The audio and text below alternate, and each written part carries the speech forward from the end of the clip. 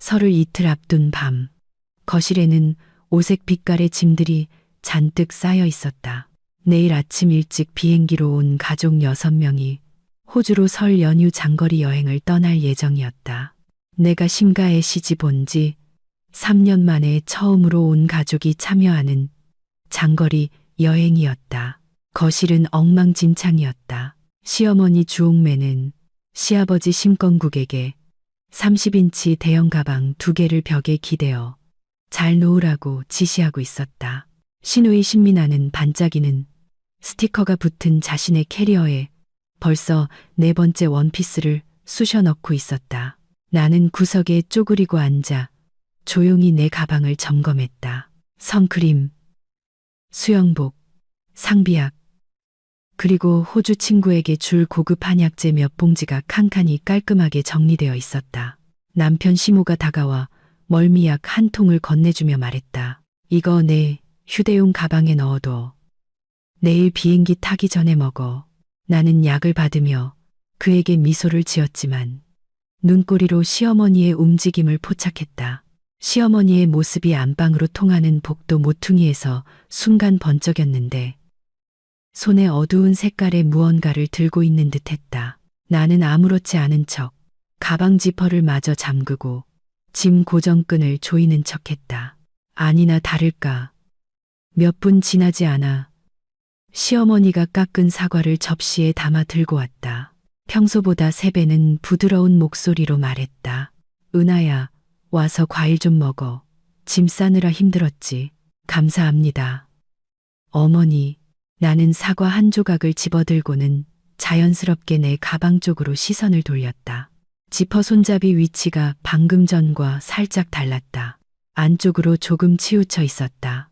시어머니는 옆 소파에 앉아 신민아에게 쓸데없는 짐은 너무 많이 가져가지 말라고 잔소리를 하면서도 이쑤시개로 사과 조각을 천천히 찔러 먹을 뿐 내 쪽은 쳐다보지 않았다.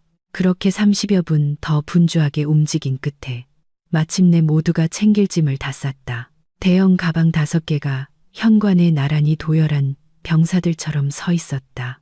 시어머니는 그중 회색 테두리가 있는 은색 캐리어를 특별히 가리키며 신민아에게 말했다.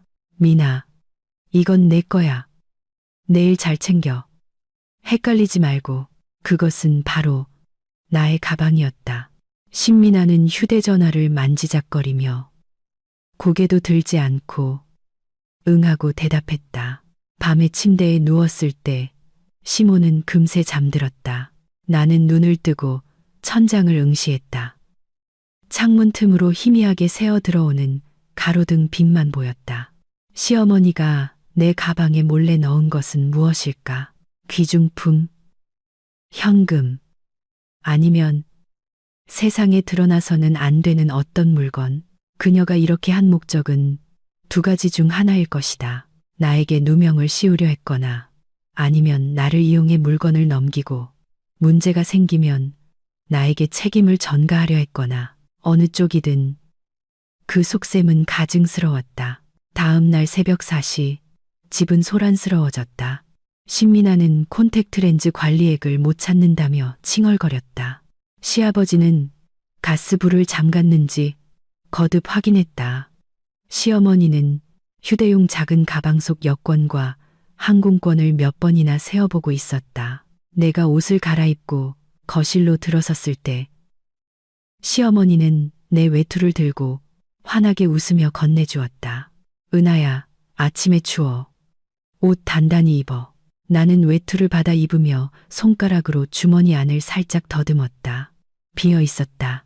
하지만 5단감, 겨드랑이 근처에 아주 미세하고 단단한 돌출부가 느껴졌다. 주의 깊게 만지지 않으면 전혀 알 수 없는 정도였다.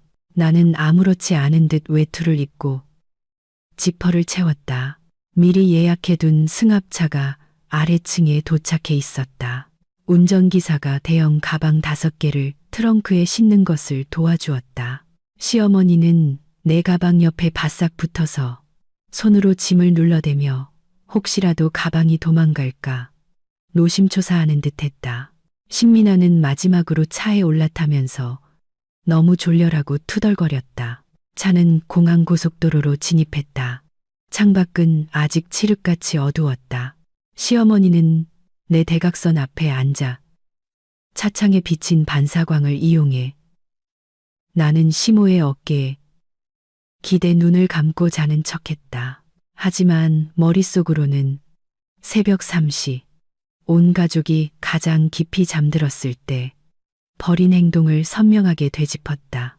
나는 맨발로 거실에 살금살금 들어갔다. 머리핀 하나와 30초 만에 나와 신민아의 캐리어에 붙은 짐표와 특징적인 짐 묶음끈 몇 개를 바꿔치기 했다. 나의 가방은 이제 신민아의 반짝이는 짐표를 달고 그녀가 가장 좋아하는 분홍색 스카프로 묶여 있었다. 반면 그녀의 가방은 내 볼품없는 회색 방수 커버를 씌우고 원래 내 자리에 얌전히 놓여 있었다. 어머니, 당신이 공들여 준비한 서프라이즈는 곧 원래 주인에게 돌아갈 겁니다. 공항 국제선 출발장은 불빛으로 환했고 예상보다 사람이 많았다. 시어머니는 마치 1초라도 늦으면 비행기가 우리를 두고 떠날 것처럼 계속 서둘렀다. 짐 붙이는 카운터에 줄이 길게 늘어서 있었다. 시아버지는 모두의 여권을 들고 있었고 시어머니는 5개의 가방에 꼬리표가 붙어 컨베이어 벨트에 실려 들어가는 것을 눈을 떼지 않고 지켜봤다. 엄마, 내 가방. 신민아가 갑자기 컨베이어 벨트를 가리키며 소리쳤다. 내가 씌워놓은 회색 방수 커버가 덮인 가방이 천천히 미끄러져 들어가고 있었다. 시어머니의 안색이 변했다. 그녀는 휙 돌아서서 우리 옆에 남아있는 신민아의 반짝이는 짐표가 달린 은색 가방을 바라봤다. 이거 미나 거 아니니? 그녀의 목소리가 날카로워졌다. 나는 어리둥절한 표정으로 가방을 보았다. 어머나, 이건 제 거예요. 어머니, 미나 건 방금 붙이지 않았나요? 나는 컨베이어 벨트 쪽을 가리키며 말했다. 보세요. 꼬리표까지 다 붙었잖아요. 시모도 다가와 짐표를 확인하고 말했다. 맞아요, 엄마. 이건 은하 가방이에요. 미나 건 벌써 들어갔어요. 그는 은색 가방을 툭툭 치며 말했다. 이건 우리가 기내로 가져가요. 은하가 추위를 타서 겉옷을 가지고 가야 하니까. 시어머니는 입을 뻐끔거리며 은색 가방을 뚫어지라 노려봤다. 무의식적으로 목에 두른 스카프에 술을 쥐어뜯었다. 평소 그녀의 얼굴을 덮고 있던 완고하고 침착한 표면에 금이 가기 시작했다. 그 밑으로 흐르는 불안함과 공포가 보였다. 그녀는 무언가를 말하려 했지만 목구멍에서 꿀렁거리는 소리만 났을 뿐 다시 삼켰다. 그저 어떻게 된 거지? 아까는 분명 이라고 반복해서 중얼거릴 뿐이었다. 아이고, 엄마, 긴장해서 헷갈리셨나 봐요. 신민아가 그녀의 팔을 붙잡고 앞으로 끌었다. 빨리 가요. 이제 보안 검색도 해야죠. 시간 늦겠어요. 시어머니는 딸에게 끌려가면서도 세 걸음마다 뒤를 돌아봤다. 그녀의 눈빛은 마치 영혼을 잃은 듯 은색 가방에 끈적하게 달라붙어 있었다. 시아버지가 앞에서 옥매야 빨리 와 라고 외치자 그녀는 간신히 고개를 돌렸지만 발걸음은 불안하게 흔들렸다. 보안 검색대에도 줄이 꽤 길었다. 우리는 휴대용 짐을 플라스틱 바구니에 넣고 외투를 벗었다. 시어머니의 움직임은 눈에 띄게 느렸다. 그녀 차례가 되었는데도 자신의 외투를 움켜쥔 채 망설였다. 젊은 보안 요원이 상냥하지만 분명한 목소리로 손님, 외투도 바구니에 넣어주세요라고 안내했다. 그제야 시어머니는 화들짝 놀란 듯 외투를 황급히 던져 넣었다. 금속 탐지문을 통과하는 순간 기계가 귀청이 찢어질 듯 날카롭게 울렸다. 여성 보안 요원이 정중하게 그녀에게 옆으로 서 달라고 요청한 뒤 휴대용 금속 탐지기로 검사했다. 탐지기가 그녀의 허리 부근을 지나자 또다시 울렸다. 시어머니의 얼굴은 순식간에 새하얗게 질렸다. 손님, 주머니에 뭔가 있으신가요?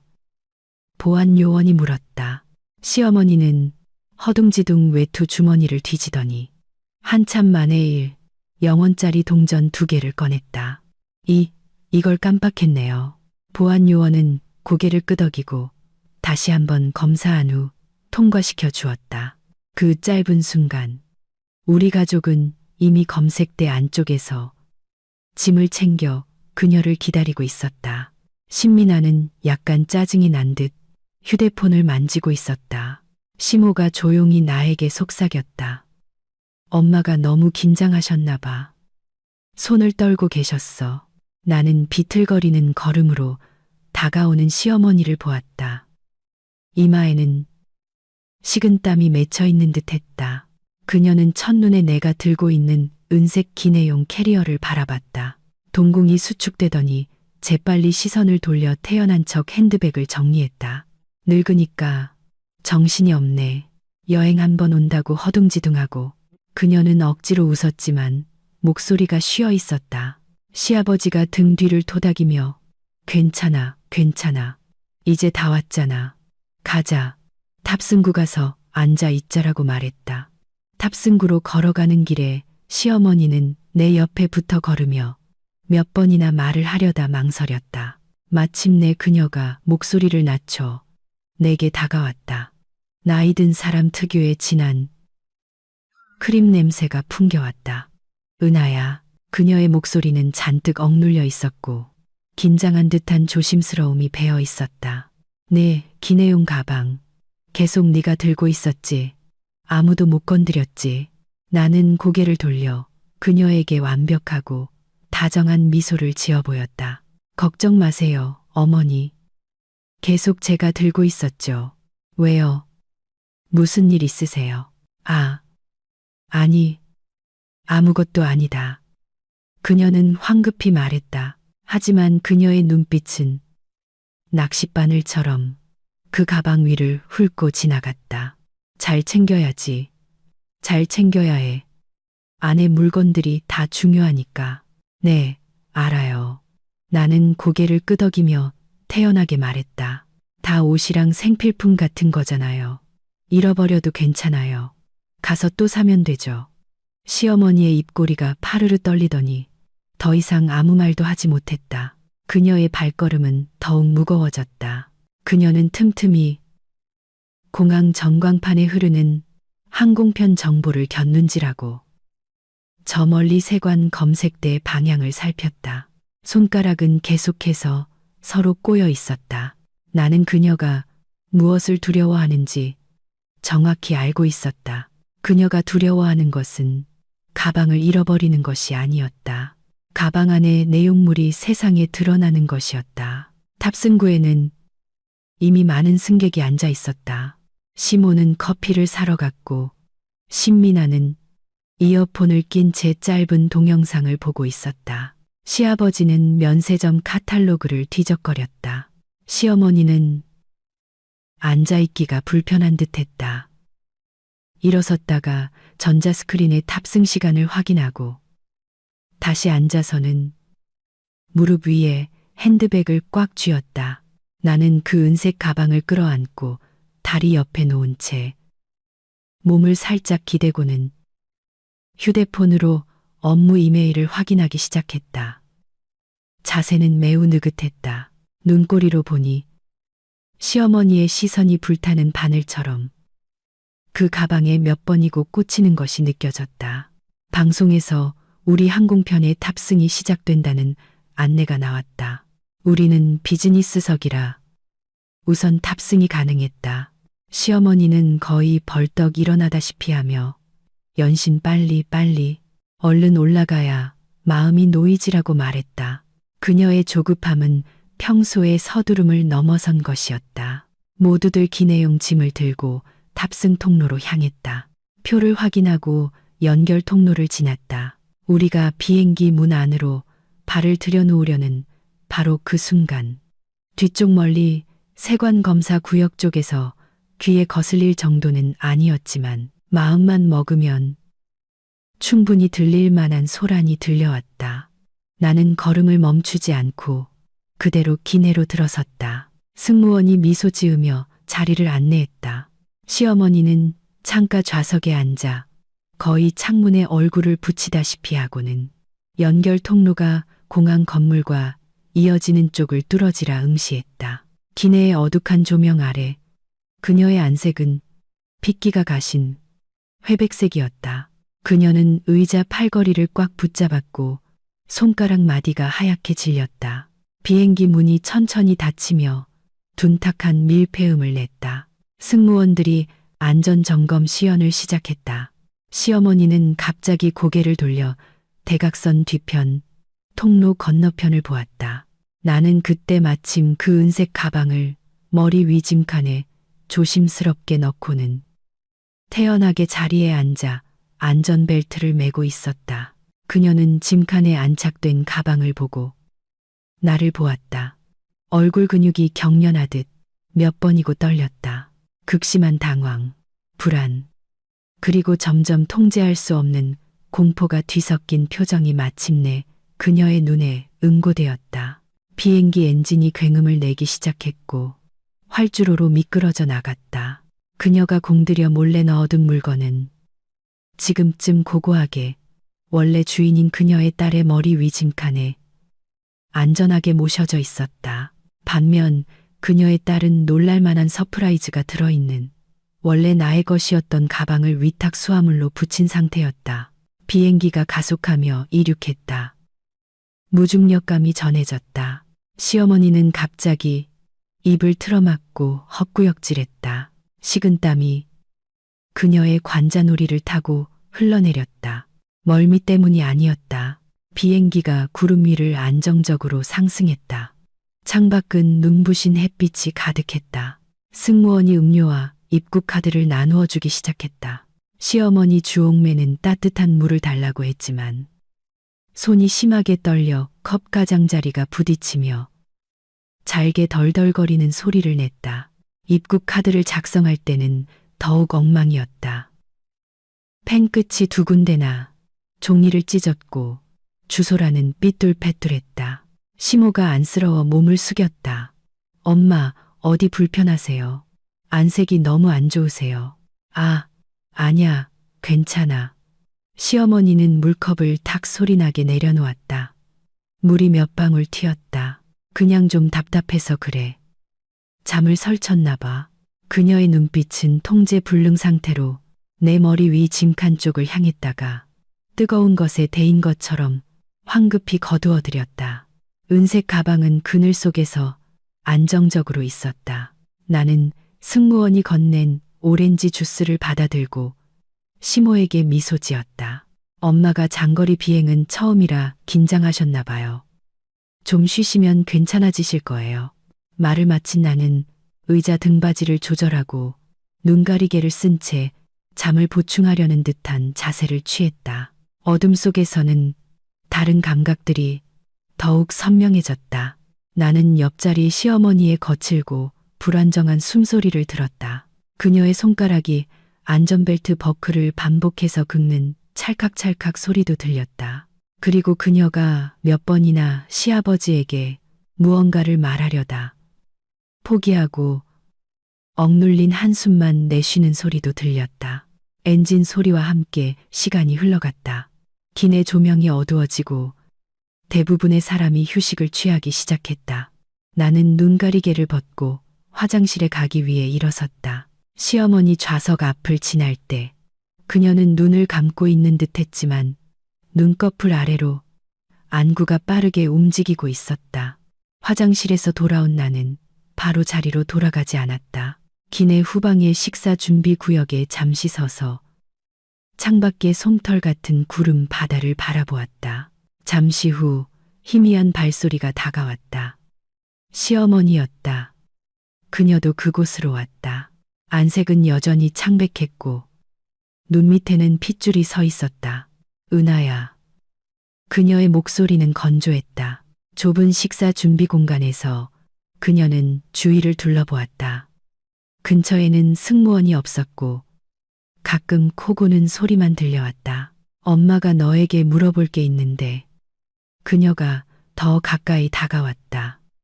거의 속삭이는 소리였다. 내 그 가방, 비행기 타기 전에 정말 손에서 안 났니? 누가 건드린 적은 없어. 아니면 네가 직접 열어봤다거나. 나는 절묘하게 의아한 표정을 지었다. 어머니, 왜 계속 그 가방만 물어보세요? 계속 제 손에 있었잖아요. 안 열어봤어요. 짐은 어젯밤에 다 쌌으니까요. 나는 잠시 멈췄다가 그녀의 흔들리는 눈을 보며 말했다. 혹시 가방에 무슨 특별한 것이라도 있나요? 어머니께서 혹시 급한 물건을 제 가방에 넣어 두셨다면 솔직하게 말씀하셔도 돼요. 우린 한 가족이니까요. 없어. 특별한 거 없어. 그녀는 크게 반응했다. 목소리가 갑자기 커졌다가 다시 급격히 작아졌다. 가슴이 오르락 내리락 했다. 그냥 네가 어려서 부주의하게 귀중품을 잃어버릴까봐 그랬다. 됐어. 그녀는 황급히 손을 휘저으며 생수 한 병을 따서 벌컥벌컥 몇 모금을 마셨다. 물이 입가로 흘러내려도 닦을 생각도 하지 못했다. 그녀는 더 이상 묻지 않았다. 나도 자리로 돌아가지 않았다. 그녀는 차가운 금속벽에 기대어 멍하니 서 있었다. 공허한 눈빛으로 창밖에 끝없는 푸른 하늘을 바라보며 무언가를 소리 없이 중얼거렸다. 나는 그녀의 옆 얼굴 근육이 경련하는 것을 똑똑히 보았다. 그녀는 두려워하고 있었다. 아주 심하게. 그녀는 이미 가방이 왜 내 손에 있는지 깊이 생각할 겨를도 없었다. 모든 공포는 한 곳에 집중되어 있었다. 그 가방이 곧 호주 세관에서 열릴 것이라는 사실이었다. 나는 자리로 돌아왔다. 시몬은 깨서 태블릿으로 영화를 보고 있었다. 그는 나에게 이어폰 한쪽을 건넸다. 나는 고개를 저으며 머리 위를 가리키고 좀 시끄러울 것 같아라고 입모양으로 말했다. 그는 이해한다는 듯 웃었다. 남은 비행 시간 동안 시어머니는 한 번도 눈을 붙이지 못했다. 승무원이 식사를 가져다 주었지만 거의 손도 대지 않았다. 가끔 비행기가 미세하게 흔들릴 때마다 그녀는 놀란 토끼처럼 팔걸이를 꽉 붙잡고 짐칸을 올려다봤다. 마치 그곳에 시한폭탄이라도 숨겨져 있는 것처럼. 시아버지 심건국이 잠에서 깨 그녀의 모습을 보고는 낮은 목소리로 불평했다. 여행 왔으면 즐겁게 지내야지. 그 꼴이 뭐야. 애들까지 기분 상하게. 시어머니는 휙 돌아서서 그를 노려봤다. 그 눈빛에 담긴 원망과 공포에 시아버지도 깜짝 놀라 다음 말을 잊지 못했다. 그녀는 다시 몸을 돌려 창밖을 향한 채 굳은 자세로 돌아갔다. 긴 비행이 마침내 끝을 향했다. 기장의 안내 방송이 나왔다. 40분 후 시드니에 착륙할 예정이라고 했다. 승무원들이 좌석 등받이를 똑바로 세우고 작은 테이블을 접으라고 요청했다. 객실 안은 짐을 정리하는 소리로 분주해졌다. 사람들은 여행에 대한 기대로 활기를 띠었다. 하지만 시어머니는 마치 사형 선고라도 들은 듯 몸이 눈에 띄게 떨리기 시작했다. 그녀는 떨리는 손으로 안전벨트를 풀었다가 다시 매기를 반복했다. 그리고 갑자기 벌떡 일어나 짐칸을 열려고 했다. 손님 자리에 앉으시고 안전벨트를 매주십시오. 지금 비행기가 하강 중입니다. 승무원 한 명이 즉시 다가와 막았다. 목소리는 정중했지만 단호했다. 저 외투 좀 꺼내려고요. 추워서요. 시어머니의 목소리가 떨렸다. 죄송하지만 지금은 짐칸을 여실 수 없습니다. 손님의 안전을 위해서입니다. 승무원이 그녀 앞에 버티고 섰다. 시어머니는 서서 손에 닿을 듯 가까우면서도 아득히 먼 은색 가방을 올려다봤다. 얼굴에는 절망감이 가득했다. 그녀는 천천히 자리로 돌아와 앉았다. 손가락은 팔걸이의 가죽을 깊숙이 파고들었다. 비행기가 하강하기 시작했고 기압 변화로 불편함이 느껴졌다. 신민아는 귀가 아프다며 껌을 씹었다. 하지만 시어머니는 아무것도 느끼지 못하는 듯했다. 그저 아랫입술을 꽉 깨물고 있을 뿐이었다. 입안에서 피맛이 느껴질 때까지 창밖으로 호주 대륙의 해안선이 선명해졌다. 푸른 바다와 붉은 땅, 하얀 파도, 비행기가 활주로를 향해 정렬했고 바퀴가 지면에 닿았다. 미세한 진동과 굉음, 마침내 도착했다. 신민아가 환호했다. 비행기는 활주로를 미끄러져 천천히 터미널로 향했다. 승객들은 일제히 휴대폰을 켰다. 시어머니도 휴대폰을 꺼냈다. 화면 불빛이 그녀의 핏기 없는 얼굴을 비췄다. 그녀의 손가락은 화면 위에서 심하게 떨렸다. 몇 번이나 전화를 걸려다 멈췄다. 결국 그녀는 휴대폰을 무력하게 내려놓고 얼굴을 감쌌다. 어깨가 참을 수 없이 들썩이기 시작했다. 소리내어 우는 것이 아니라 뼈마디에서 스며 나오는 듯한 소리 없는 절망이었다. 문이 열리고 신선한 공기가 쏟아져 들어왔다. 사람들은 서둘러 일어나 짐을 챙겼다. 나는 일어섰다. 가볍게 짐칸을 열고 은색 가방을 꺼냈다. 시어머니의 시선은 자석에 이끌린 듯 가방의 지퍼, 잠금쇠에 달라붙어 있었다. 나는 가방을 들고 그녀에게 말했다. 어머니 도착했어요. 이제 내리시죠. 그녀는 미동도 하지 않았다. 시아버지가 그녀를 밀었다. 옥매야, 뭐해, 가자. 그제야 그녀는 꿈에서 깨어난 듯 벌떡 일어났지만 다리가 풀려 넘어질 뻔한 것을 시아버지가 붙잡았다. 그녀는 시아버지의 손을 뿌리치고 비틀거리며 우리 뒤를 따라 기내문으로 향했다.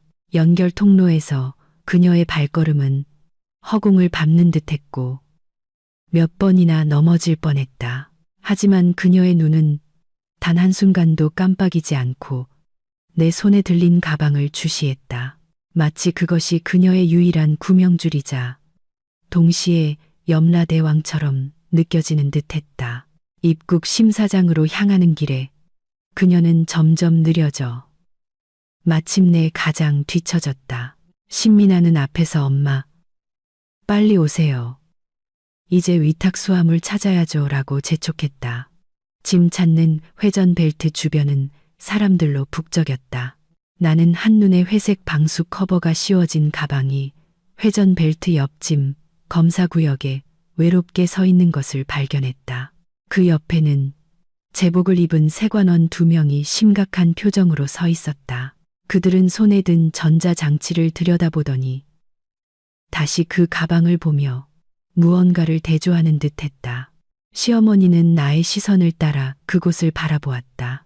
그녀는 온몸의 뼈가 순간적으로 빠져나간 듯 그 자리에서 얼어붙었다. 얼굴에서 마지막 남은 핏기마저 완전히 사라졌다. 그녀는 입을 크게 벌리고 목구멍에서 허욱하는 울음소리를 냈지만 말 한마디도 뱉어내지 못했다. 그녀의 눈은 필사적으로 그 회색 가방을 노려봤다. 그리고는 지극히 느리고 기계적인 동작으로 고개를 돌려 내 손에 들린 은색 가방을 보았다. 안녕이 무사한 그 가방을. 그 순간 그녀는 모든 것을 이해했다. 회색 가방은 검사 구역에서 비석처럼 서 있었다. 세관원 2명이 엄격한 태도로 허리춤의 장치에 손을 얹은 채 짐을 찾는 사람들을 훑어보고 있었다. 그들은 짐의 주인을 찾고 있었다. 시어머니 주옥매의 다리는 미끄러운 바닥에 못 박힌 듯 움직이지 않았다. 목구멍에서는 크억크억 하는 소리가 났고 눈은 찢어질 듯 커졌다. 그녀의 시선은 내 손의 은색 가방과 멀리 있는 회색 가방 사이를 미친 듯이 오갔다. 그녀 얼굴에 남아있던 마지막 억지의 침착함은 산산조각 났다. 오직 노골적인 이해할 수 없는 경악과 뒤이어 밀려드는 엄청난 공포만이 남았다. 신민아가 먼저 반응했다. 카트를 끌고 가벼운 발걸음으로 회전 벨트 쪽으로 향했다. 노래까지 흥얼거렸다. 그녀는 검사구역에 전혀 신경 쓰지 않았고 자신의 반짝이는 스티커가 붙어 있어야 할 가방을 보지도 못했다. 그녀는 휴대폰을 보며 아마 시드니 날씨를 확인하고 있을 터였다. 미나야. 시어머니가 갑자기 짧고 쉰 음정이 완전히 나간 비명을 질렀다. 온 힘을 다 쓴 듯했다. 신민아가 화들짝 놀라 고개를 들었다. 엄마, 왜 그래요? 왜 이렇게 호들갑이에요? 가지 마. 시어머니가 손을 뻗었지만 팔은 심하게 떨렸고 가리키는 방향은 엉망이었다.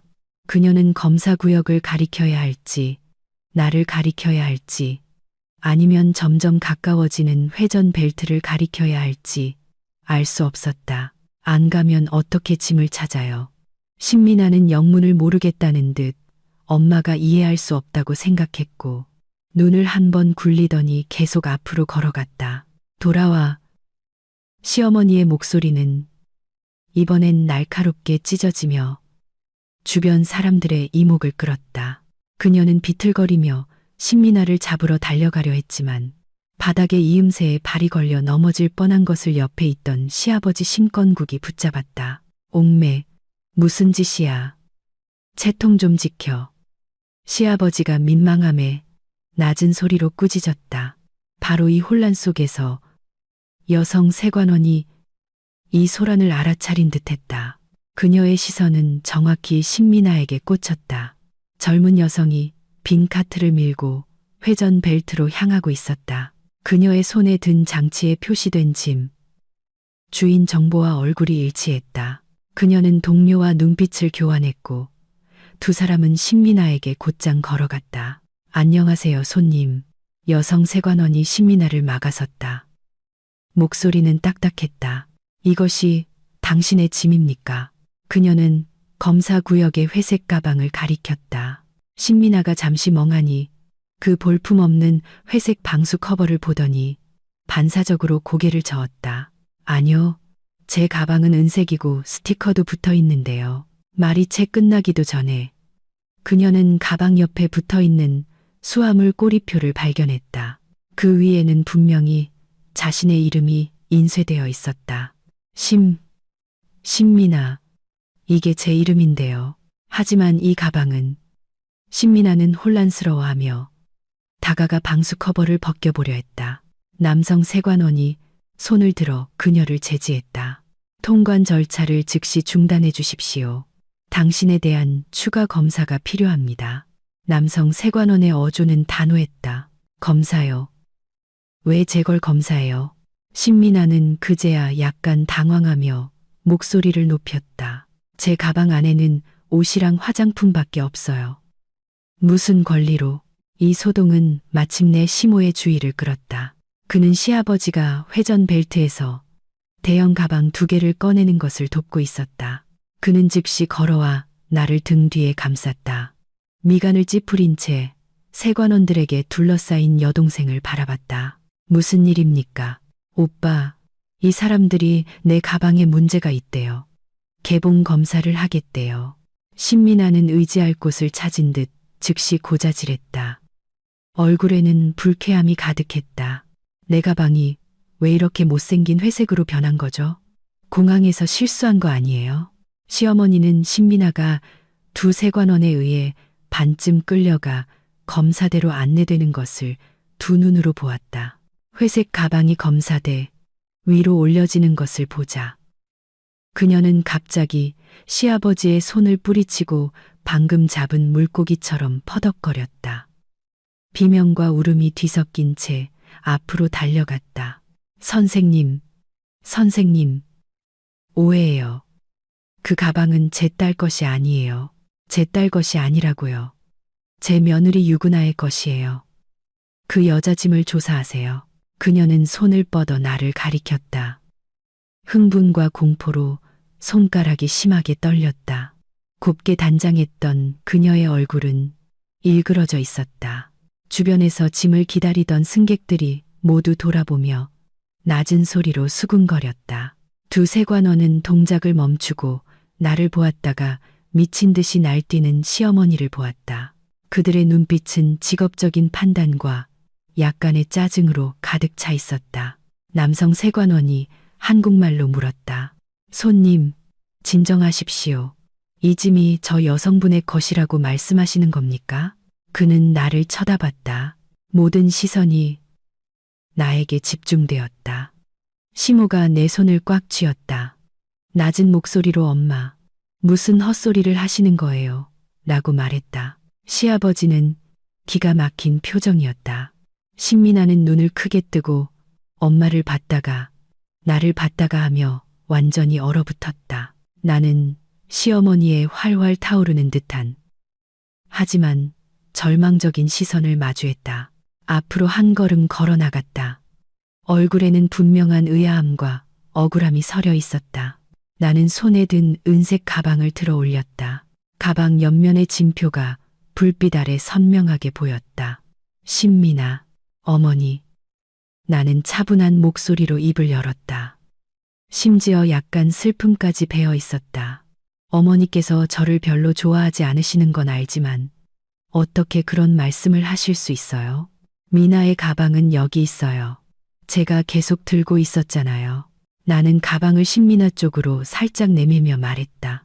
어머니께서 헷갈리신 거 아니세요? 저 회색 가방은 제 것이 아니에요. 제 가방은 아버지, 시모 씨 가방과 함께 붙였어요. 벌써 찾았잖아요. 나는 시모의 발밑에 있는 규격에 맞는 검은색 가방을 가리켰다. 그것이 바로 내가 원래 붙였던 평범한 위탁 수화물이었다. 시어머니는 벼락을 맞은 듯 했다. 내 손에 든 은색 가방을 보고 검은색 가방을 보고 마침내 검사대 위에 올려진 곧 열릴 판도라의 상자 같은 회색 가방을 보았다. 그녀의 논리는 완전히 무너졌다. 그녀가 직접 넣어준 물건은 내 가방에 있어야 했다. 하지만 나의 검은색 가방은 무사했고 미나의 은색 가방 내 기내용 가방도 내 손에 무사했다. 그리고 곧 열릴 회색 가방. 미나의 가방에는 미나의 이름이 붙어 있었다. 그녀는 마침내 깨달았다. 처음부터 어젯밤 몰래 내 가방을 열어 물건을 넣던 그 순간부터 그녀는 이미 소리 없는 덫에 걸려 있었다는 것을. 진표와 진묶음 끈을 바꾼 새벽의 기만. 그녀가 비밀스럽다고 생각했던 그 모든 계획이 오히려 역으로 그녀의 딸에게 돌아가게 된 것이었다. 안 돼. 열면 안 돼. 그녀는 비명을 지르며 모든 것을 잊은 채 달려가 가방 위로 몸을 던지려 했다. 남성 세관원이 재빨리 몸을 돌려 그녀를 막아섰다. 손님, 뒤로 물러서십시오. 그렇지 않으면 필요한 조치를 취할 것입니다. 시아버지도 마침내 사태의 심각성을 깨닫고 황급히 달려와 이성을 잃은 시어머니를 꽉 붙잡았다. 시모는 나를 더욱 단단히 보호했고 안색이 새파랗게 질린 채 시어머니를 향해 놀라움과 의혹이 가득한 시선을 보냈다. 신민아는 완전히 겁에 질려 시모의 소매를 붙잡았다. 오빠, 대체 무슨 일이에요? 엄마가 미쳤어요? 여성 세관원은 더 이상 주저하지 않았다. 도구를 꺼내 찰칵 소리와 함께 회색 가방에 채워진 세관 전용 잠금 장치를 잘라냈다. 시어머니가 울음도 멈춘 채 절망적인 거친 숨소리만 내쉬는 침묵 속에서 그녀는 가방 덮개를 열었다. 가방의 위쪽 칸은 접힌 옷가지들이었다. 여성 세관원이 그것들을 옆으로 밀자 아래쪽에서 플라스틱 필름으로 단단히 쌓여있는 네모난 물체 몇 개가 드러났다. 그리고 구석에 박혀있는 일반 여행용품과는 확연히 다른 어두운 색깔의 벨벳 주머니 몇 개도 보였다. 세관원이 장갑 낀 손으로 네모난 물체 하나를 들어 올려 만져보았다. 또 다른 작은 주머니를 열어 그 안에 든 공황 불빛에 영롱한 광채를 반사하는 세공되지 않은 원석들을 몇 개 꺼냈다. 주위에서 놀라움과 수군거림이 들려왔다. 남성 세관원은 즉시 무전기에 대고 빠르고 명확하게 보고했다. 미신고 고가 물품 및 통제 물품 의심 사례 적발 지원 요청합니다. 시어머니 주옥매는 그 물건들이 하나하나 꺼내지는 것을 두 눈으로 보면서 모든 영혼을 빼앗긴 듯했다. 몸이 풀려 시아버지가 붙잡지 않았다면 그대로 바닥에 쓰러졌을 것이다. 그녀의 얼굴에서 마지막 인간적인 색깔마저 사라졌다. 입술이 덜덜 떨리고 눈물과 콧물이 뒤범벅되었다. 눈빛은 초점을 잃었고 입으로는 반복해서 중얼거렸다. 끝났어. 내 딸. 미나야, 끝났어. 신미나는 자기 가방에서 나온 그 물건들을 보고 얼굴이 창백해졌다. 제 것 아니에요. 이건 제가 보지도 못한 물건이에요. 라고 날카롭게 소리쳤다. 엄마, 말 좀 해봐요. 대체 이게 무슨 일이에요? 세관 지원 인력이 신속하게 도착하여 상황을 통제했다. 신민아는 진표상의 주인으로서 조사를 받아야 했다. 그녀는 울부짖으며 변명했다. 우리 엄마가 짐 쌌어요. 전 아무것도 몰라요. 시어머니는 그 자리에 쓰러진 채 딸의 비난에도 아무 반응을 하지 못했다. 그저 실성한 듯 중얼거렸다. 내 잘못이다. 다 내 잘못이야. 내 딸 잡지 마. 나를 잡아. 시모는 완전히 굳어버렸다. 그는 나를 보고 무너진 어머니와 겁에 질린 여동생을 보고 충격적인 증거물 상자를 보았다. 안색이 잿빛이었다. 그는 아무 말도 할 수 없었다. 그의 손은 내 손을 쥐고 있었지만 얼음장처럼 차가웠다. 나는 조용히 그의 옆에 서서 시어머니가 자작극을 벌였다가 완전히 망쳐버린 이 난장판을 지켜보았다. 시드니 공항의 밝은 불빛은 모두의 얼굴에 드리운 불안, 절망, 충격, 그리고 망연자실함을 비추었다. 반면 나의 가방, 평범한 옷가지와 한약재가 들어있던 검은색 가방은 발치에 얌전히 서서 침묵하는 방관자 같았다. 이것은 시작일 뿐이었다. 공항 세관, 사무실의 두꺼운 문은 신민아의 처절한 울음소리와 함께 닫혔다. 제복을 입은 직원 2명이 문 밖을 지키고 서서 외부의 시선과 시아버지 심건국의 다급한 질문을 막았다. 시어머니 주옥매는 대기구역의 플라스틱 의자에 널브러져 흙탕물처럼 축 늘어졌다. 그녀는 그 문을 뚫어지라 응시했고 눈물은 소리 없이 흘러내렸다. 입에서는 부서지는 울음소리만 새어나왔다. 미나, 내 미나. 시모는 얼굴이 잿빛이었다. 그는 나를 사람들로부터 떨어진 구석으로 끌고 갔다. 목소리를 낮췄지만 숨길 수 없는 떨림이 있었다. 은하, 대체 엄마가 가방에 뭘 넣은 거야? 저것들은 그는 분명히 방금 꺼내진 누가 봐도 평범하지 않은 물건들을 보았다. 나는 고개를 저었다. 얼굴에는 그와 똑같은 망연자실함과 무거움이 서려 있었다. 저는 몰라요. 시모 씨, 정말 몰라요. 나는 그의 차가운 손을 잡았다. 어머니가 뭔가 위험한 물건을 가져가려 한 것 아닐까요? 세관에 걸릴까봐. 나는 적당한 선에서 말을 멈춰 충분한 상상의 여지를 남겼다. 시모의 눈빛은 격렬하게 흔들렸다. 그는 시리에 빠진 어머니를 보았고 굳게 닫힌 문을 보았다. 문 안에는 그가 애지중지하며 키운 여동생이 갇혀 있었다. 그는 침을 꿀꺽 삼켰고 이마에 핏줄이 튀어나왔다. 어떻게 미나를 방패막이로 쓸 생각을 해. 자기 친딸인데. 이 말은 그의 이빨 사이에서 간신히 새어나왔다. 가장 가까운 사람에게 속고 이용당했다는 의미가 수십 년간 어머니를 향한 그의 신뢰와 존경을 조금씩 갉아먹고 있었다. 시아버지 심건국은 헛되이 세관 직원들과 소통하려 했다. 그의 영어는 서툴렀고 급해서 이마에 땀이 흥건했다. 하지만 돌아오는 대답은 인내심을 가지고 기다려 주십시오. 조사에 협조해 주십시오라는 사무적인 말뿐이었다. 그는 돌아와 축 늘어진 아내를 보았다. 처음으로 노골적인 분노와 실망감을 드러냈다. 주옥매, 나에게 분명히 말해. 네가 미나 가방에 넣은 게 대체 무슨 뜨거운 물건이야. 네가 이러는 건 미나를 해치는 거야. 시아버지의 호통에 시어머니는 온몸을 부르르 떨었다. 초점을 잃었던 눈빛이 순간적으로 남편을 향했다. 입술이 떨렸지만 완전한 목소리를 내지 못했다. 그녀는 변명하고 싶었다. 그 가방은 원래 미나 것이 아니었다고. 하지만 증거는 명확했다. 꼬리표는 미나의 것이었고 미나의 수화물 통로로 나왔다. 심지어 방수 커버도 고의로 위장된 것처럼 보였다. 그녀는 휙 고개를 돌려 나를 노려봤다. 그 눈빛에는 원망이 실려 있었다.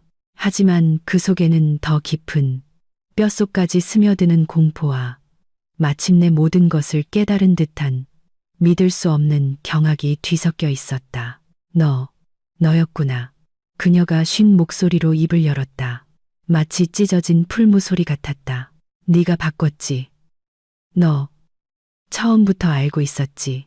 나는 그녀의 시선을 마주했다. 얼굴에는 어떤 승리감도 없었다. 깊은 슬픔과 의아함만 있었다. 어머니, 무슨 말씀을 하시는 거예요? 제가 뭘 알아요? 제가 어머니께서 뭔지도 모를 물건을 미나 가방에 넣을 거라는 걸 어떻게 알았겠어요? 제가 알 리가 없잖아요. 나는 잠시 멈췄다가 목소리에 미세한 날카로움을 실었다. 아니면 혹시 원래는 누구 가방에 넣으려 하셨던 거예요? 이 질문은 차가운 송곳처럼 시어머니를 찔렀고 그녀는 온몸을 부르르 떨었다. 동시에 시모와 시아버지도 순간적으로 나를 쳐다봤다. 맞아, 저 물건들이 원래 미나 가방에 들어갈 게 아니었다면 대체 어디에 있어야 했을까? 시어머니는 말문이 막혔다. 입만 뻐끔거렸고 가슴이 심하게 오르락내리락 하더니 얼굴이 새파랗게 질렸다. 그녀는 진실을 말하고 싶었다. 하지만 진실은 무엇인가? 며느리를 함정에 빠뜨리려다 딸을 해친 것이었다. 이 말을 어떻게 감히 할 수 있을까? 아들과 남편이 그녀를 어떻게 볼 것인가? 게다가 지금 가장 중요한 것은 미나였다. 그녀는 시아버지에게 달려들어 팔을 붙잡고 울부짖었다. 건국, 미나를 구할 방법을 생각해봐요. 미나를 데려가게 하면 안 돼. 미나는 아무것도 몰라. 다 내 잘못이야. 나를 잡으라고요, 나를. 시아버지는 짜증스럽게 그녀의 손을 뿌리쳤다. 이제 와서 잘못을 알아? 그 물건들을 넣을 때는 미나가 내 딸이라는 걸 생각했어. 상황은 교착 상태였고 시간은 1분 1초가 무디게 살을 깎는 고통처럼 흘러갔다. 마침내 문이 열렸다.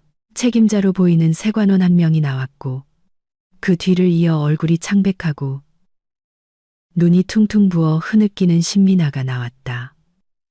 그리고 여성 직원 2명이 뒤따랐다. 신미나 씨는 잠정적으로 퇴실해도 됩니다. 하지만 후속 조사를 위해 소환에 응해야 합니다. 이 수화물과 내용물은 압수할 것입니다. 책임자급 세관원이 명확한 한국말로 발표했다. 수화물에서 미신고 고가 물품 및 호주 생물 안전 규정을 위반하는 것으로 의심되는 물품이 발견되었습니다. 사건이 기록되었으며 조사 결과에 따라 기소 여부를 결정할 것입니다. 신미나는 나오자마자 시모의 품에 안겨 서럽게 울었다. 오빠, 무서워 죽는 줄 알았어요. 나한테 질문을 너무 많이 했어요. 난 아무것도 몰랐는데, 엄마, 대체 내 가방에 뭘 넣은 거예요? 그녀는 울면서 시어머니를 때리기까지 했다. 시어머니는 딸을 껴안았고 모녀는 한데 엉켜 울었다. 시아버지는 연신 세관원에게 감사하다고 말하며 반드시 협조하겠다고 약속했다. 시모는 정신을 못 차리는 여동생을 안고 어머니를 복잡한 시선으로 바라봤다. 그 시선 속에는 더 이상 예전의 친근함은 없었다. 이 혼란 속에서 나는 조용히 서 있었다. 시어머니가 비참하게 굴고 변명조차 못하는 모습, 신미나가 공포와 억울함에 어머니를 원망하는 모습, 시모의 눈에서 신뢰가 무너지는 모습, 시아버지 얼굴에 실망의 그림자가 드리운 모습을 지켜보았다. 나는 이것이 단지 시작에 불과하다는 것을 알고 있었다. 세관의 압수와 조사는 첫 번째 채찍질일 뿐이었다.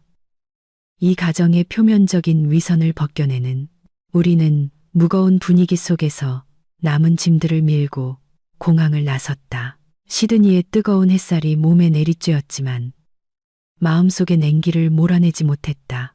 마중 나온 친구가 준비한 차가 오래 기다리고 있었다.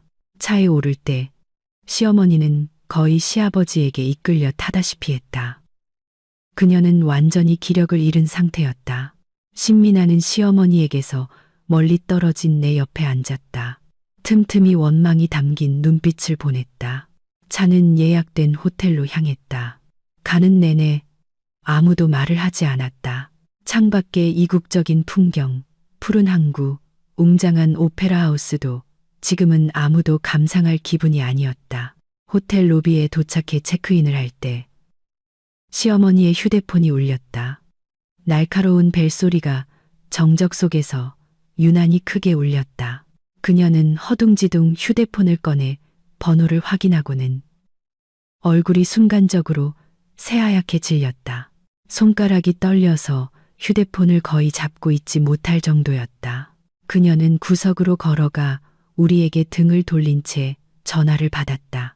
약간의 거리가 있었음에도 나는 그녀의 억눌린 절망적인 애원 소리를 들을 수 있었다. 제 딸이 아니에요. 오해예요.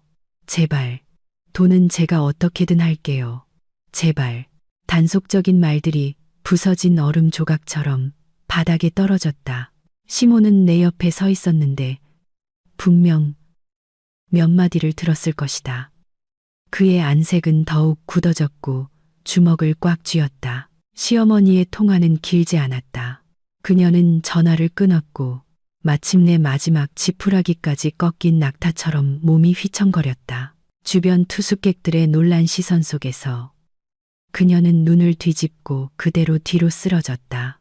엄마. 시모와 시아버지가 동시에 달려갔다. 호텔 로비는 아수라장이 되었다. 시어머니 주옥매, 늘 계산적이고 체면을 중시하던 이 여자는 시드니 호텔의 윤이 나는 대리석 바닥 위에서 완전히 기절했다. 의식을 잃었다. 구급차의 사이렌 소리가 멀리서 들려왔고 그것은 그녀가 호주에서 듣는 첫 번째이자 가장 아이러니한 환영가 일터였다. 그리고 그녀의 악몽.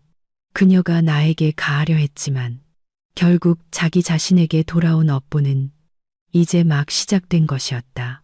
병원 복도의 소독약 냄새는 코를 찌르듯 썼다. 창백한 불빛이 모두의 얼굴에 비추어 회색빛으로 물들였다. 시어머니 주옥매는 1인 병실 침대에 누워 링거를 맞고 있었다. 눈은 감고 있었지만 눈꺼풀 아래로 안구가 계속 움직였고 입술도 가끔씩 떨렸다. 의사는 급격한 스트레스와 장시간의 정신적 긴장이 유발한 실신이며 몸에는 큰 이상은 없으나 안정을 취해야 한다고 했다. 시모는 창가에 기대어 칠흑 같은 밤하늘을 바라봤다. 그의 등은 굳어 있었다. 신민아는 벽에 기댄 의자에 웅크리고 있었다. 눈은 복숭아처럼 퉁퉁 부었고 병상 위에 어머니를 뚫어지라 노려봤다. 그 시선에는 뒷감당에 대한 두려움, 억울함, 그리고 점점 짙어지는 원망이 교차했다. 시아버지 심건국은 침대 옆 의자에 앉아 두 손으로 얼굴을 감싸고 있었다. 어깨가 축 처져 있었다. 하룻밤 사이에 10년은 늙어 보였다. 차가운 조수처럼 정적이 방 전체를 삼켰고 모니터 기계의 규칙적인 띠딕 소리만 들릴 뿐이었다. 병상에 시어머니가 흐릿한 소리를 냈고 눈꺼풀이 몇 번 떨리더니 천천히 눈을 떴다. 그녀의 눈빛은 처음에는 공허하게 천장을 응시하며 몇 초 동안 초점이 없었다. 그리고 기억이 갑자기 되돌아온 듯 그녀의 눈동자가 급격히 수축되었고 목이 뻣뻣하게 돌아가 침대 옆 사람들을 보았다. 미나. 그녀의 목소리는 쉬고 갈라져 있었다. 그녀가 가장 먼저 찾은 것은 딸이었다. 신민아는 자기 이름을 듣자 몸을 움찔했지만 움직이지도 대답하지도 않고 얼굴을 더욱 외면했다. 미나 여기 있다. 괜찮다. 시아버지가 지친 한숨을 쉬며 구석을 가리켰다. 시어머니의 시선은 급히 딸을 찾아냈고 신미나가 멀쩡히 앉아 있는 것을 보고는 안도하는 듯했다. 하지만 곧 실신하기 직전의 모든 일, 세관에서 열린 가방, 쏟아져 나온 물건들, 그리고 그 치명적인 전화, 이 선명하고 잔인하게 머릿속으로 밀려들었다. 그녀의 호흡이 갑자기 가빠졌고 모니터 기계 소리도 빨라졌다. 엄마. 시모가 마침내 돌아서서 침대 옆으로 걸어왔다. 그의 목소리는 무거웠고 극도로 억눌린 감정이 담겨 있었다. 지금은 좀 어떠세요? 시어머니는 아들을 보았다가 나를 보았다. 나는 시모의 대각선 뒤편에 서서 조용히 컵에 물을 따르고 있었다. 그녀의 눈빛은 내 얼굴에 잠깐 머물렀다. 그 속에는 숨길 수 없는 공포와 한 줄기 의욕이 있었다. 상황이 그녀의 통제와 예상을 완전히 벗어났던 것이다. 그녀는 자신이 대체 어떤 치명적인 실수를 저질렀는지조차 이해하지 못하고 있는 듯했다. 난 괜찮아. 그녀는 애써 몸을 일으키려 했지만 시아버지가 눌렀다. 미나는 정말 괜찮은 거니? 개들을 풀어줬어. 미나는 일단 괜찮아요. 하지만 가방은 압수당했어요. 일이 끝난 게 아닙니다. 시모가 간결하게 대답했다. 그는 어머니를 바라봤다. 엄마, 저 물건들이 대체 뭐예요? 어디서 난 거고 왜 가져오려고 하신 거예요? 연속적인 질문은 고인물에 던진 돌멩이 같았다. 시어머니의 얼굴이 다시 창백해졌다. 그녀는 아들의 시선을 피했다. 입술이 떨렸다. 난 아무것도 몰라.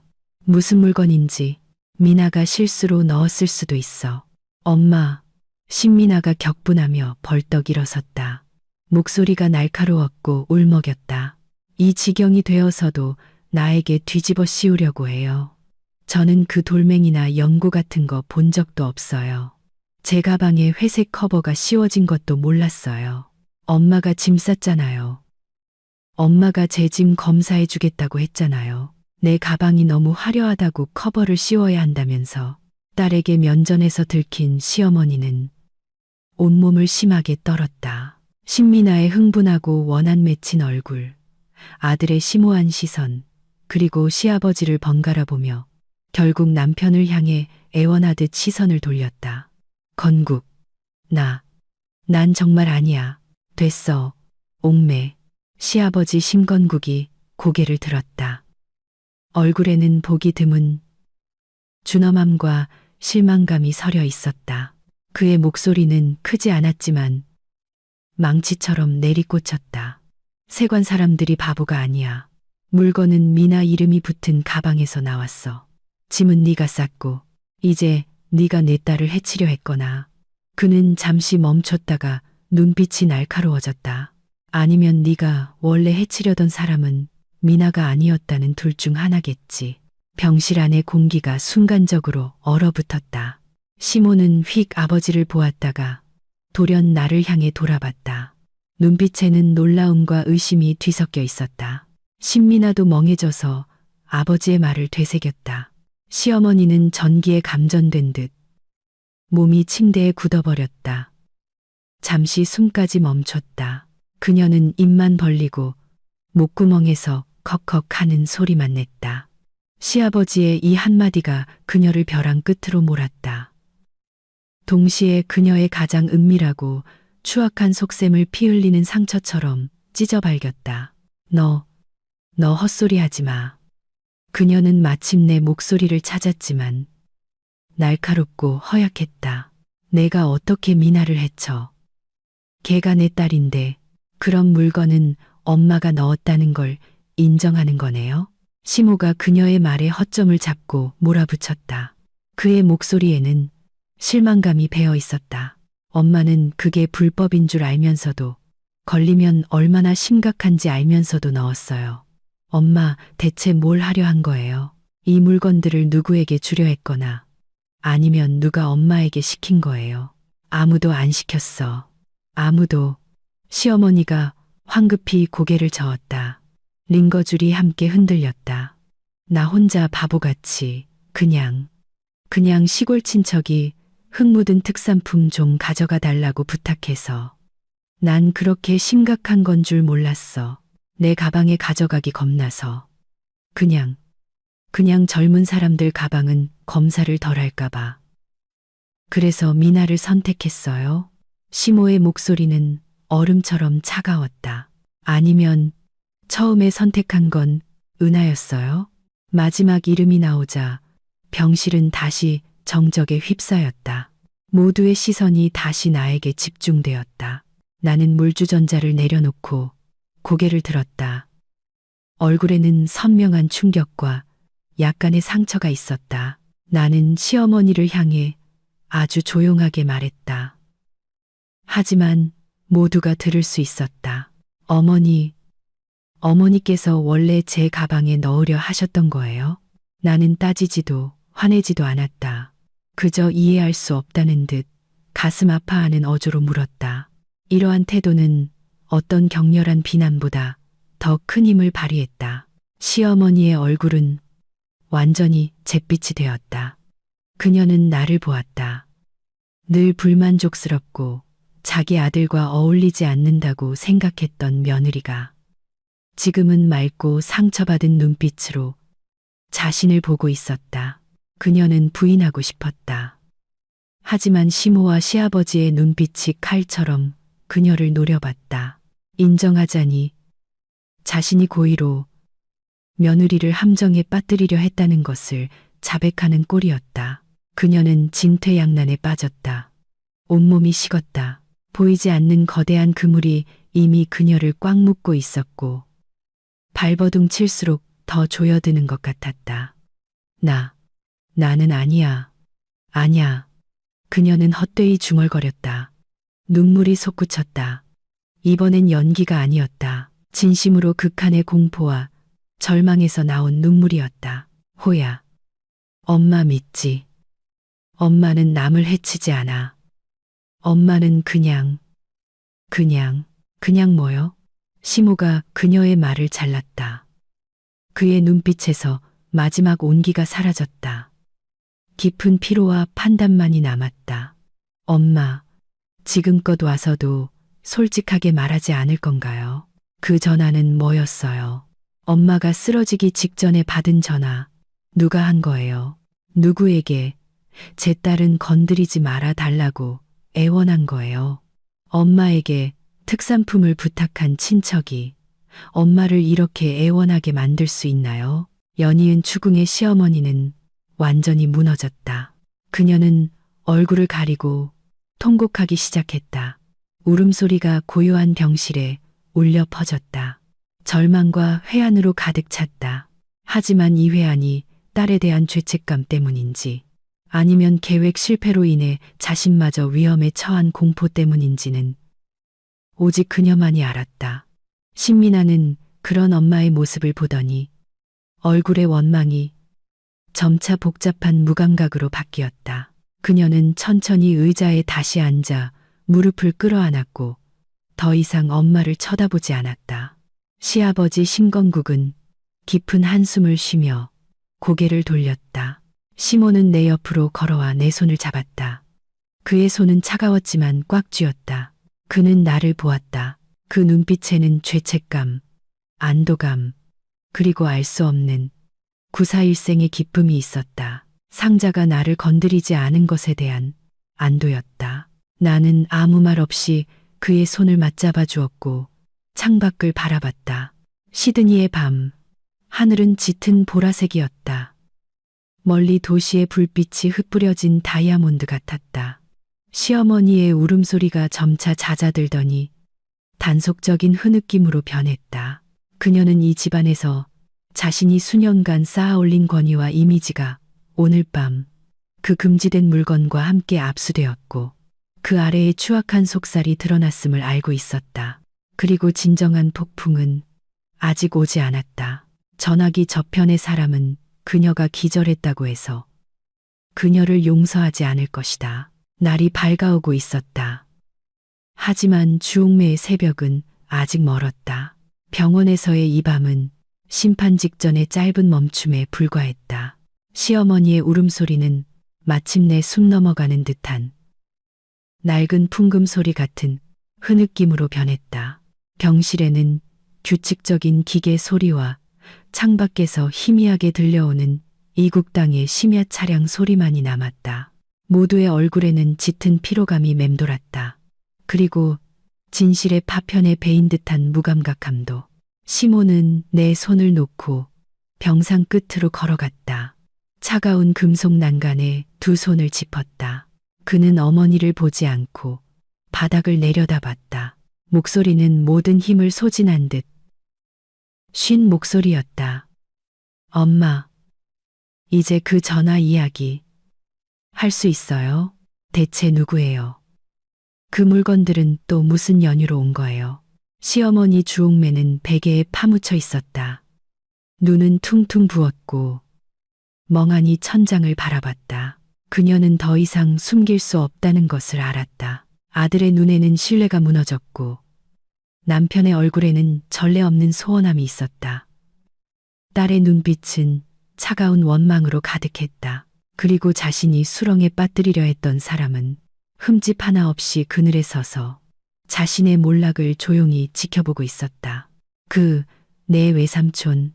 그녀는 마침내 입을 열었지만 목소리는 너무 작아서 거의 들리지 않았다. 한마디 한마디가 온 힘을 다해 짜내는 듯했다. 주준봉? 시아버지 심건국이 깜짝 놀라 고개를 들었다. 준봉이라고?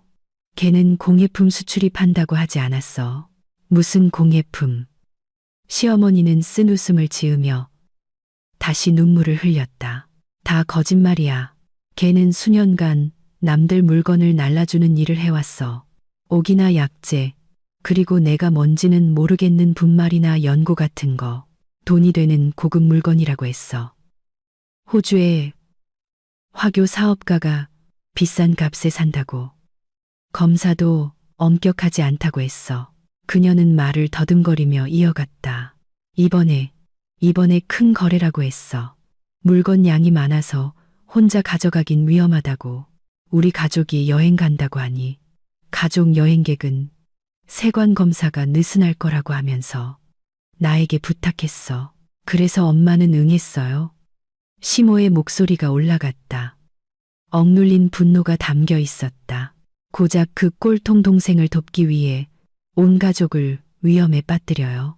그리고 며느리 가방을 일부러 노린 거예요. 마지막 문장은 거의 울부짖음과 같았다. 시어머니는 아들의 분노에 몸을 움츠렸다. 아냐, 나 온 가족을 위험에 빠뜨리려는 건 아니었어. 주준봉이 포장이 잘 되어 있어서 보통은 안 걸린다고 했어. 나는 그냥 한 사람 가방에만 넣으면 만에 하나 문제가 생겨도 다른 사람들에게는 폐를 끼치지 않을 거라고 생각했어. 그녀의 목소리는 점점 작아졌고 눈빛은 불안하게 흔들렸다. 그래서 은하를 골랐어요. 시모가 그녀의 말을 대신 끝냈다. 단어 하나하나가 얼음처럼 차가웠다. 왜냐면 은하는 외부인이니까. 언제든 희생시켜도 된다고 생각한 거잖아요. 맞죠? 아냐, 나는. 시어머니가 창백한 목소리로 변명했지만 아들의 모든 것을 꿰뚫어보는 시선 아래서는 그저 우스꽝스러울 뿐이었다. 그녀의 어두운 속셈이 지금 불빛 아래 벌거벗겨진 채 드러났고 그녀 스스로도 추악하다고 느꼈다. 그 전화는요. 시모는 끈질기게 추궁했다. 전혀 봐주지 않았다. 주준봉이 한 거예요. 뭐라고 했어요? 시어머니의 얼굴에서 마지막 핏기마저 사라졌다. 입술까지 떨리기 시작했다. 아냐, 그 사람은 호주에서 물건을 받는 사람이었어. 용시성이고 다들 용사장이라고 불러. 그녀의 목소리에는 공포가 가득했다. 그가 물건이 제때 도착하지 않았고 세관까지 건드렸다고 화를 냈어. 내가 수작을 부린다고 하면서 내 딸 미나부터 건드릴 거라고 했어. 그녀는 말을 하며 공포에 질려 신미나 쪽을 바라봤다. 당장이라도 딸이 사라질 것 같았다. 이런 망할. 시아버지 심건국이 의자 팔걸이를 세게 내리쳤다. 분노로 온몸이 떨렸다. 주옥매, 네가 미쳤구나. 이런 불분명한 사람들과 엮이더니 결국 자기 자식에게까지 해를 끼쳐. 난 이렇게 될 줄 몰랐어. 시어머니는 울부짖었다. 주준봉은 물건만 잘 넘기면 큰 돈을 벌 수 있다고 했단 말이야. 절대 문제가 없을 거라고. 세관이 이렇게 엄격할 줄 어떻게 알았겠어. 저 물건들이 얼마나 심각한 건지도 몰랐고 용 사장이 이렇게 무서울 줄도 몰랐어. 몰랐다고요? 시모가 냉소했다. 그 웃음에는 어떤 온도도 없었다. 엄마는 몰랐던 게 아니라 신경 쓰지 않았던 거예요. 엄마의 사적인 욕심 때문에 은하가 감옥에 갈 뻔해도 신경 안 썼고 어쩌면 은하가 잘못되면 이혼시키고 엄마 마음에 드는 사람으로 바꿀 수 있다고 생각했을지도 모르죠. 그리고 미나에 대해서는 물건이 나와 은하 가방에만 있으면 미나에게는 영향이 없을 거라고 믿었겠죠. 게다가 나를 엄마 곁에 꽉 묶어두고 문제를 해결하게 만들려고 계산이 참 치밀하네요. 이 말은 시어머니의 모든 위장된 수치심을 완전히 벗겨냈다. 그녀는 울음까지 잊고 아들을 멍하니 쳐다봤다. 마치 처음 보는 사람처럼 그녀는 이 아들이 늘 효성스럽고 말 잘 듣는다고 생각했다.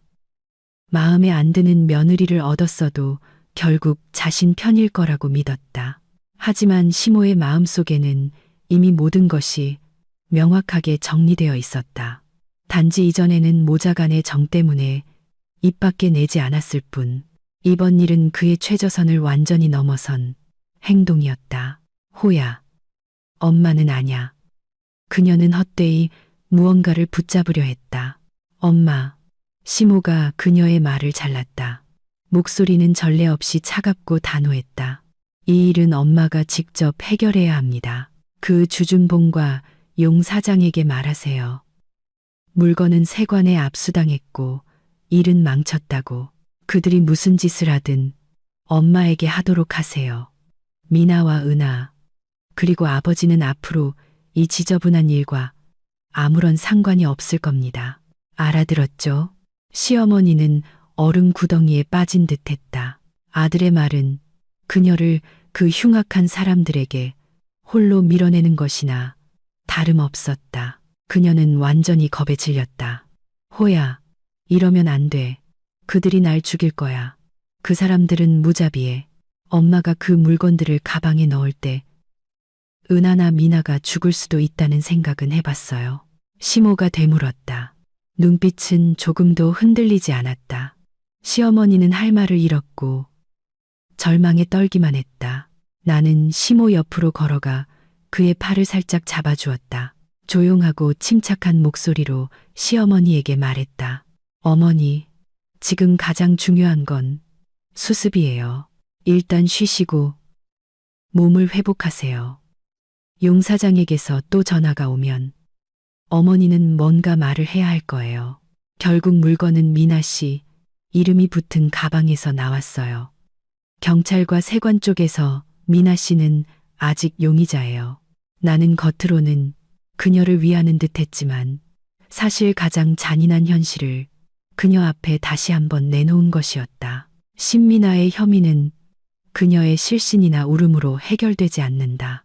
신미나를 혐의해서 벗어나게 할 수 있는 것은 오직 이 모든 것을 저지른 그녀가 모든 것을 짊어지고 확실한 증거를 제공하는 것뿐이었다. 시어머니는 나를 보았다. 눈빛은 극도로 복잡했다. 그녀는 이 순간에야 비로소 자신은 한 번도 눈여겨보지 않았던 며느리인 나를 제대로 보기 시작했다.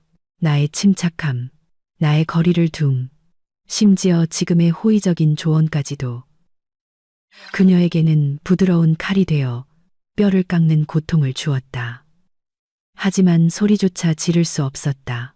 그녀는 내가 아기를 품은 그 순간부터 되돌릴 수 없는 길을 걸었고 그 길 끝에는 내가 준비한 함정이 아닌 고립무원과 미지의 공포로 향하는 문이 있다는 것을 깨달았다. 나는 아니야. 그녀는 허공을 향해 말했다. 아냐. 그녀는 헛되이 몸을 떨었다. 창밖의 하늘이 희미한 회색 빛으로 밝아오고 있었다. 새날은 주옥매에게 희망이 아닌 더 깊은 고통의 시작일 뿐이었다. 그녀는 침대에 누워서 운명의 무거운 발소리가 한 걸음 한 걸음 다가오는 것을 듣고 있는 듯했다. 그리고 방 안에 있는 다른 사람들, 그녀의 남편, 아들, 딸은 그녀에게서 몇 걸음 떨어져 침묵으로 깊은 골을 만들었다. 그 골의 이름은 대가였다. 날이 완전히 밝았다. 시드니의 아침은 시원한 바닷바람을 머금고 시작되었다. 호텔 스위트룸에는 잠든 사람이 없었다. 시어머니 주옥매는 거실 소파에서 밤새 웅크리고 있었다. 날이 밝자 눈 밑에 다크서클이 마치 누군가에게 주먹으로 세게 맞은 것처럼 짙어졌다. 그녀는 더욱 메마르고 초췌해 보였다. 시모는 일찍 일어나 어젯밤 상담했던 법률 지원기관에 연락하여 당일 오전 면담을 예약했다. 전화 속 그의 목소리는 침착하고 명료했으며 위기에 대처하는 단호한 가장의 모습이었다. 어젯밤의 충격과 고통에 빠진 아들의 모습은 더 이상 없었다. 시아버지 심건국도 일찍 일어나 조용히 짐을 정리했다. 시어머니에게 필요할지도 모를 몇 가지 서류와 옷가지를 따로 작은 가방에 담았다. 그의 움직임은 느렸지만 단호했고 아내에게는 내내 한마디도 건네지 않았다. 그 침묵은 어떤 비난보다 더 큰 압박이었다. 신민아의 방문은 우리가 막 출발하려 할 때쯤에야 열렸다. 그녀의 눈은 부어 있었지만 얼굴에서는 어리광 부리던 티가 사라지고 하룻밤새 강제로 성장한 듯한 굳은 모습과 소원함이 느껴졌다. 그녀는 어머니를 한번 보았는데 그 시선은 차갑고 낯설었다. 그리고는 재빨리 시선을 돌려 내 옆으로 와서 작은 목소리로 말했다. 언니, 저도 같이 갈게요. 그녀는 엄마와 같이 간다는 말을 하지 않았다. 시어머니는 딸을 보고 입술을 실룩거렸다. 딸의 이름을 부르려 한 듯 했지만 결국 무력하게 고개를 떨구었다. 5사람은 침묵 속에서 호텔을 나섰고 택시를 타고 법률 지원기관이 있는 거리로 향했다. 창밖은 밝은 이국의 아침 햇살과 번화한 거리였지만 차 안의 공기는 물을 짤 수 있을 만큼 무거웠다. 시어머니는 작은 가방을 꽉 붙잡았고 손가락 마디는 하얗게 질렸다. 멍한 눈빛으로 창밖의 풍경을 바라봤다. 몸은 여전히 덜덜 떨렸다. 면담 과정은 길고 고통스러웠다. 좁은 회의실에서 근엄한 표정의 변호사와 통역을 돕는 사회복지사를 마주한 시어머니는 처음에는 여전히 말을 돌리려 했고 얼버무리려 했다. 하지만 시모가 침착하게 세부사항을 보충하고 신민아가 눈물을 글썽이며 자신이 아무것도 몰랐다는 공포를 진술하고 시아버지가 주준봉의 이전 의심스러운 금융거래 증거를 내밀자 시어머니의 심리적 방어선은 완전히 무너졌다. 그녀는 마침내 울음을 터뜨리며 말을 이어갔다. 주준봉이 자신을 어떻게 찾아왔는지, 이 사업의 높은 수익성과 낮은 위험도를 어떻게 설명했는지, 특수 포장된 물건들을 일반 물품 사이에 어떻게 숨기라고 가르쳤는지, 그리고 원래 은하의 가방에 넣는 것이 가장 안전하며 만에 하나 일이 터져도 아깝지 않다고 어떻게 암시했는지까지 모두 털어놓았다. 그녀는 용 사장이 자신에게 연락했던 전화번호와 몇 번의 통화에서 흘러나온 모호한 정보도 털어놓았다. 시드니 화교사회에서 여러 종류의 사업을 하며 수단이 잔혹하기로 알려진 포주였다. 변호사는 기록하며 미간을 찌푸렸다. 이것은 단순한 규정 위반이 아니라 국경을 넘나드는 불법 운송과 조직 범죄의 경계에 걸친 사건이었다. 변호사는 시어머니에게 실행자이자 인지자로서 아무리 자발적으로 협조한다 하더라도 심각한 법적 결과를 직면하게 될 것이라고 분명히 고지했다. 하지만 그녀의 협조는 사건의 진실을 규명하는 데 결정적이며 특히 신민아를 용의선상에서 완전히 벗어나게 하는데 절대적으로 중요하다고 강조했다. 동시에 변호사는 즉시 현지 경찰에 신고하고 이 정보를 제공하여 용 사장의 보복 가능성으로부터 가족을 보호해야 한다고 조언했다. 기관에서 나올 때 시어머니는 마치 껍질을 벗겨낸 듯 힘이 없어 시아버지의 부축을 받아야 했다. 하지만 시아버지의 부축은 배우자를 지탱하는 것이라기보다는 의무를 이행하는 것에 가까웠다. 시모는 즉시 변호사의 전화를 이용해 현지 경찰에 연락하여 상황을 보고했고 당일 오후 정식 진술을 위해 예약했다. 그 후 이틀 동안은 억압적인 폭풍우 같았다. 우리는 경찰에 여러 차례 조사와 진술에 협조했다. 시어머니는 조사가 완료될 때까지 시드니를 떠날 수 없었고 여권도 압수당했다. 주준봉의 한국 내 연락처와 정보는 경찰에 제출되었고 국제 공조를 통해 조사될 예정이었다. 용 사장에 대해서는 경찰이 개입할 것이며 경계를 늦추지 말라고 당부했다. 하지만 물건이 압수되고 거래가 노출된 상황에서 그리고 운송자가 자진투항한 상황에서 가치를 잃은 인물을 계속 붙잡고 경찰의 관심을 끄는 위험을 감수할 가능성은 낮다고 안심시켰다. 신민아는 변호사와 경찰의 거듭된 확인 끝에 주관적 고의가 없는 비책임 제3자로 명확히 분류되었다. 그녀의 마음을 짓눌렀던 거대한 돌덩이가 마침내 치워졌다. 그녀는 시모를 붙잡고 크게 울었고 어머니를 향한 시선은 이제 텅 빈 피로와 완전한 거리두기만 남았다. 그녀는 더 이상 시어머니에게 말을 걸지 않았다. 시아버지 심건국은 모든 법적 절차가 일단락된 후 결정을 내렸다. 그는 모두가 있는 자리에서 시어머니에게 말했다. 일이 정리되면 한국으로 돌아가서 우리 따로 살자. 집은 당신이 가져요. 예금은 내 몫을 챙겨서 나갈게요. 호야와 미나는 이미 성인이니 우리가 억지로 묶여 있을 필요는 없어. 수년간 당신 마음속에는 당신 주씨 집안만 있었고 이 사람 저 사람에게 계산을 일삼았지. 이 집은 진작의 가정이 아니었어. 그의 목소리는 평온했지만 최종 선고처럼 들렸다. 시어머니는 이 말을 듣고 울부짖지도 않았다. 그저 멍하니 남편을 바라봤다. 이해하지 못한 듯 혹은 이미 이날을 예견했던 것처럼 그녀는 다투거나 매달릴 힘도 의지도 없었다. 만신창이 처자식과의 이별. 이것이 그녀의 그릇된 탐욕과 악의에 대한 궁극적인 대가였다. 원래 2주 예정이었던 호주 휴가는 당연히 완전히 망가졌다.